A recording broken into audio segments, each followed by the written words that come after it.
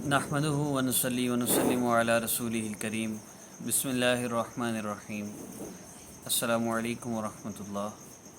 Islamic hub official کے معزز سامعین، آج ہم سب کی یہ خواہش ہے، ہم سب کی یہ حسرت ہے، ہم سب یہ چاہتے ہیں کہ ہم اللہ رب العزت سے جیسے ہی دعا کریں، ہم اللہ رب العزت سے مانگنے کے لیے ہاتھ اٹھائیں، اللہ رب العزت اسی وقت ہماری حاجت کو پورا فرما دیں۔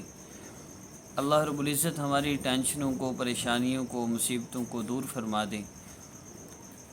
تو ان ساری نعمتوں کو حاصل کرنے کے لیے ہماری زندگی میں اعمال کا ہونا ضروری ہے۔ بہت سے اعمال ایسے ہیں جن کو اپنانے سے اللہ رب العزت ہماری زندگی تو بدلتے ہی ہیں، اللہ رب العزت ان اعمال کی برکت سے ہماری دعاؤں کو بھی پورا فرماتے ہیں، حتیٰ کہ انسان وہ اعمال کرتے کرتے مستجاب الدعوات بن جاتا ہے، یعنی وہ جو دعا کرتا ہے اللہ رب العزت کی بارگاہ میں وہ قبول ہوتی ہے۔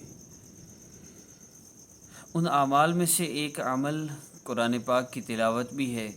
ہم نماز کی پابندی کریں، ہم گناہوں کو 100% چھوڑنے کی پابندی کریں، اور قرآن پاک کی تلاوت کا ہم خصوصی طور پہ اہتمام کریں۔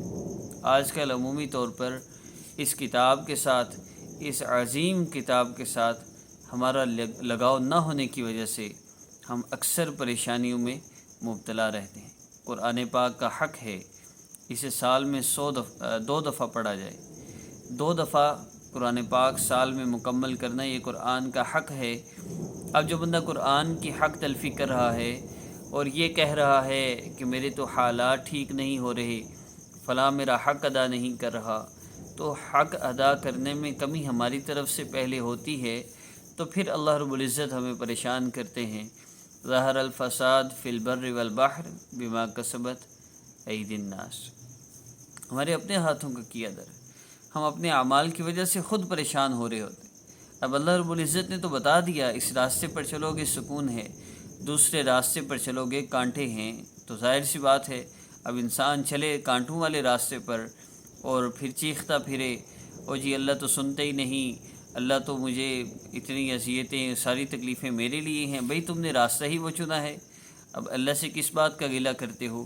تو آج جو آپ نے خصوصی طور پہ رمضان المبارک کا بابرکت مہینہ اب بس ختم ہونے کو ہے، ہم یہ جو چند ایام رہ گئے، ان ایام میں ہم سارے کاموں کو چھوڑ کر خصوصی طور پر قرآن پاک کی تلاوت کا اہتمام کریں، اور یہی ہمارا عمل ہے جو آپ نے 25 کی رات، 27 کی رات اور 29 کی رات کو تو خاص طور پہ کرنا ہے، ویسے بھی آپ نے قرآن پاک کی تلاوت کا خصوصی اہتمام کرنا ہے۔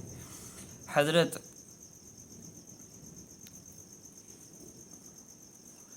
ایک صحابی گزرے ہیں، ان صحابی کے بارے میں آتا ہے کہ آقا پاک صلی اللہ علیہ وسلم نے ان سے فرمایا کہ مجھے سورہ بینہ سناؤ، تو وہ بھی محبت والے تھے، عشق والے تھے، انہوں نے فوری پوچھا کیا اللہ نے یہ فرمایا؟ جی ہاں اللہ نے فرمایا۔ تو انہوں نے پوچھا کیا اللہ مجھے سنتے ہیں؟ تو نبی علیہ الصلوۃ والسلام نے فرمایا ہاں اللہ تمہاری تلاوت کو سنتے ہیں۔ کیسی محبت سے وہ قرآن پاک کی تلاوت کرتے ہوں گے، اللہ رب العزت ان کی تلاوت کو سنتے ہیں۔ تو ہم اعمال کا اہتمام کریں، اللہ رب العزت سے قرآن پاک کی تلاوت کر کے جو دعا کریں، تو اصل عمل یہی ہے، قرآن پاک کی تلاوت کریں، اس کے بعد اپنے لیے دعا کریں۔ انشاءاللہ اللہ رب العزت اس عمل کی برکت سے آپ کی پریشانیوں کو، مصیبتوں کو، تکلیفوں کو ختم فرمائیں گے۔ کوشش کیجیے کوئی دن ہمارا ایسا نہ ہو، ہم چاہے دور کو ہی کیوں نہ پڑھیں، کوئی دن ایسا نہ ہو جس دن میں ہم نے قرآن پاک کی تلاوت نہ کی ہو۔ اللہ رب العزت ہمیں قرآن پاک کی محبت، قرآن پاک کو پڑھنے کا شوق اور لذت نصیب فرماویں، اور اس کی برکت سے ہمارے سارے مسئلوں کا حل فرماویں۔ السلام علیکم ورحمۃ اللہ وبرکاتہ۔